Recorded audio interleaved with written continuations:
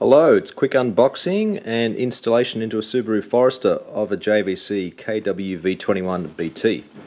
Obviously a Bluetooth model. This was bought, it's going to be bought from Repco actually, because they had it on sale from $403 down to $309, but I went to JB Hi-Fi. They actually had it on sale for $260 because it's a run-out model.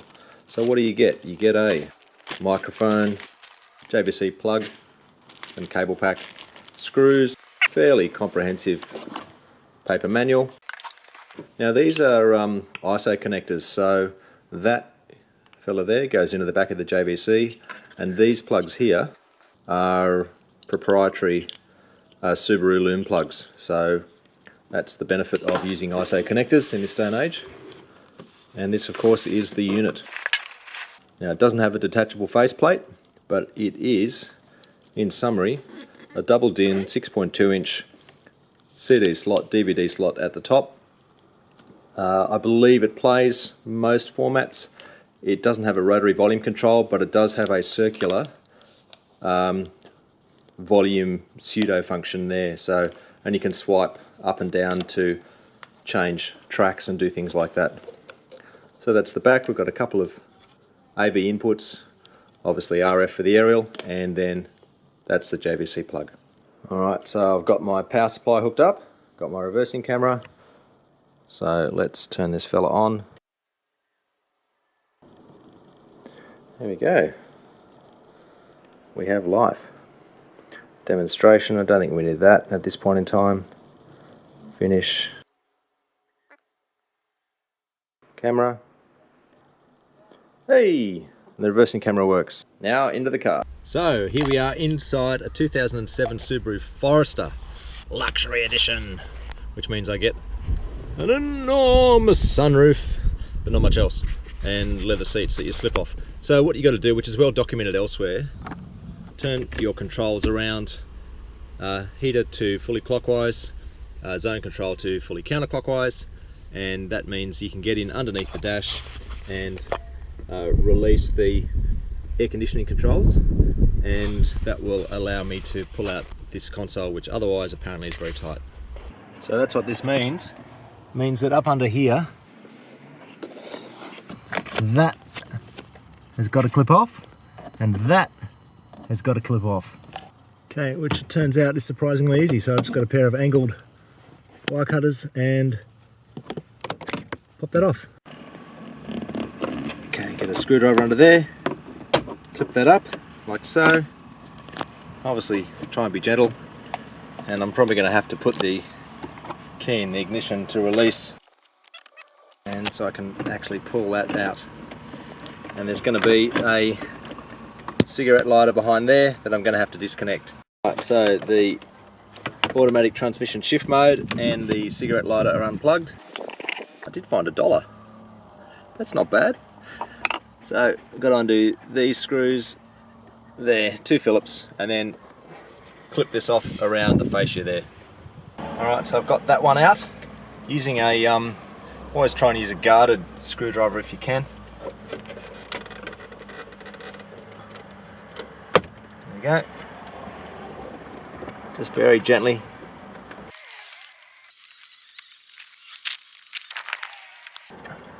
Now I've never done this before, so, and I've seen a few clips on YouTube, but this one is, oh, there's a CD in there, bit of a bonus, but I just want to make sure I don't crack it, and you can kind of get a feel, a bit of a tactile response on how tight these clips are.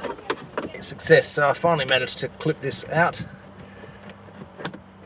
Now, obviously got the hazards, I've got to unclip those, and the air conditioning controls, because I've loosened those off, this whole binnacle should slide out with it. Okay, the next little trick is how to get these air conditioning controls out. Now, in there, basically there's a great big plug. I'm going to use this elongated flat blade screwdriver to push in to release, and then it should come out.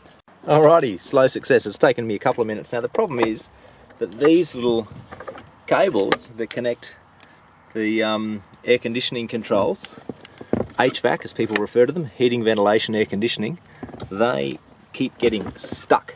So I keep having to free them up from behind because they've got very sharp little catches on them, which you can just sort of see down there, and they're very stiff cables. Success, got this little fella out.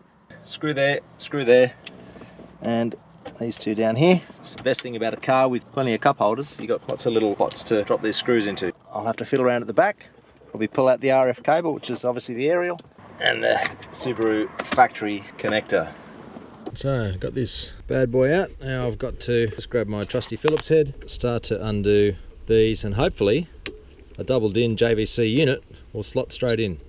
Okay, so this is a JVC to Subaru ISO wiring harness. That clearly goes straight in there, like so. Push that in a second. Now these are, on the ISO wiring harness, they're blank, or they're not connected to anything. That's because that's remote power lead to an external amplifier. That's for a steering wheel control, which clearly this Subi doesn't have, and that's for power antenna. So basically those ones aren't required. Now the good thing is that the colours are identical to what comes out of the JVC box, so you can look at these little tags and go, oh okay, there we go, blue is power antenna. Alright, got the cables all plugged in and hooked up. So whoa, look, we got power. How about that? So I don't think we want a demonstration. To home, finish, tuner. Hey, it works! And you can do this circular motion-y thing for the volume, which is kind of cool. Now putting the old support brackets on is very, very simple. They're designated as RH for right hand, LH for left hand. One important thing to note is this, parking. What you've got to do is take the little green lead that JVC supplies, basically plug that in there, and the end of this, just connect it out to the earth it out to the chassis of the unit. Without that you cannot watch any video, for example DVDs or home movies or whatever, whilst the car is in motion. So it's meant to be integrated with the handbrake so that you can't watch video when you're driving. Now one thing, don't forget the little microphone which goes in here. Oh, you can see that little microphone, which has now been put up in the corner there. So alright, now before I plug all this back in and re-plumb the car, I'm just going to hook it in. Basically just do a bit of a dummy test, smoke test as we say in the business. That's the power feed to the camera. I've stolen a bit of lead from the earth cable to enable me to watch videos on the move. Not that I condone such behaviour, it is illegal. So here we go, turn it on. So we've got accessories, and we have something. Alright, try another one.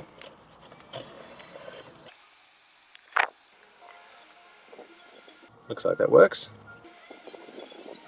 Press play. Okay, so now the critical thing is, does this continue to work? It does. So the car's now in drive and the video is working. So normally that would be disabled and you would get a video saying video blocked for your message saying video blocked for your safety.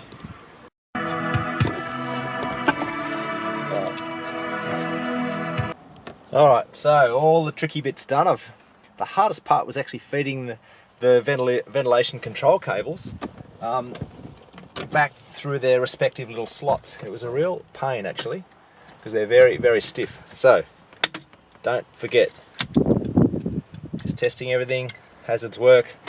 So obviously the million-dollar question is, will the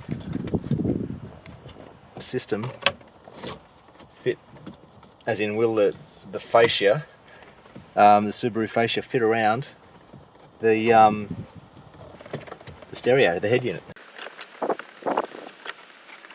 Looks like it will if I get my big head out of the way, but I think it's going to take me a while fiddling just to make sure, because you can see that from the front. Looks like it's going to be a very, very nice, tidy, snug fit. I just need to play around with the back and make sure all the cables are out of the way. Okay, so I'm under the driver's side footwell. Okay, so what I've got to do is pop that on and pop that on there, and we're done. Okay, so this is the finished product. It doesn't sit perfectly flush with the dash, but it's pretty close. So there we go, one stereo installed and one microphone for the remote Bluetooth system. All I've got to do now is fit the reversing camera. Okay, next job is to locate the reversing camera. So, little reversing camera, probably 12 bucks on eBay, complete with reversing lines, which I hate, but you get that.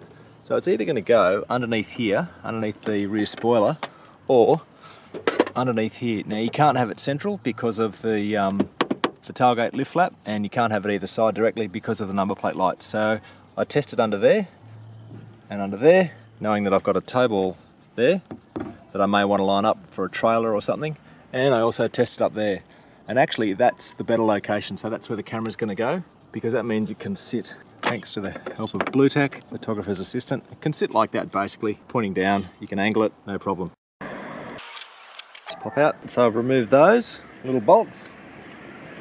And next job, the covers. Next job is to pull the interior trim out. This panel piece here, clipped out, it's very stiff and these edges are extremely sharp, so I almost cut myself. And basically you can see up in there, there's another little screw that holds that back spoiler assembly on. Okay, now that the spoiler is off, I've tried to prise this off and I've actually cracked it trying to get it off. So what I'm going to do is not try and do that. I'm going to actually, and I can see through these little silver tabs underneath that there is a screw thread in there to pull all that out, but I don't think I need to. What I'm going to do is I'm just going to drill a hole there for the camera and feed the cables back and then pull them out through that little grommet, and then feed the RCA and the power feed, which is that, back through that little grommet, down here and back along here and into the wiring loom of the car. So very nervously I've drilled a hole there using a little spade bit, and I used a set of calipers to make sure that it was going to be just wide enough, and the widest part on the camera and no more, because I really don't want that hole being, even though it's underneath the car and shouldn't get any rain in there, I don't want sort of vermin or anything to get in there, and I'll probably end up either grommeting that, which I probably should have done if I'd done it properly, or putting some silver tape over there. Now the other thing that I've done is I've cut the RCA feed, and you can see that I've heat shrunk that, and I've just put basically, just use insulated speaker cable to extend that RCA feed cable, and you can do that quite comfortably. You don't need proper shielded cable for this ultra low voltage stuff, just for a couple of meters. Okay, so the next job is, now you can use pretty much anything for that. I used a bit of old bike cable, fed it between the grommet point and there, you can see that coming out. That's connected to the wire.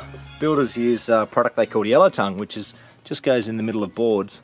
I've taped that in so that basically when I pull this through like that, that will then go through the hole, and I can pull all the cables through the grommet there. So as I pull that through, those cables will come through. So because my tolerances are quite tight, I've just got a little round file, and I've just made a tiny little groove there, just so that that can fit in there, and that when I push that through, it'll all feed through, and I can just feel that going through. There we go. Okay, the next job, which is going to be a real pain, is these cables, which is our video and our power feed, have got to go through this little grommet, this little snoot bag.